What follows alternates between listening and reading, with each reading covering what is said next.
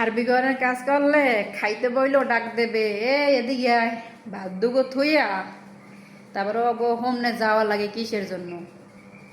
একটা গ্লাসের জন্য। গ্লাসটা কিন্তু আইয়ে নিতে পারে, তা নে না, ভাত খাওয়া থই উঠতে যায়। কিছু কিছু সময় টয়লেট যদি আসে, টয়লেটও যদি যাওয়া হয়, যদি ডাক দেয় এদিকে, টয়লেটে বইয়েও ডাক দেওয়া লাগে। মানে টয়লেট ক্লিয়ার না করে তারপর কিন্তু আইসে ওদের কাজ করা লাগে।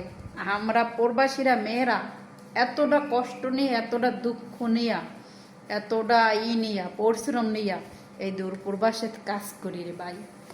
কাজ করাটা এত সহজ না। এই প্রবাসে সবাই থাকতে পারে না, লড়াই করে কষ্ট করে ধৈর্য ধরে সবাই থাকতে পারে না। যে জীবনের সাথে যুদ্ধ করছে, যে বাস্তবের সাথে যে যুদ্ধ করছে, যে মানুষের সাথে যুদ্ধ করছে, সেই একমাত্র পারে।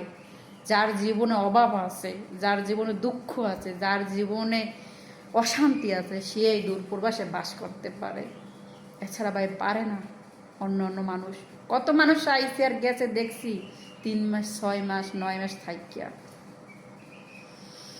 ভাই যেটা বাস্তব তাই বললাম, নেগেটিভ আপনারা নিয়েন না।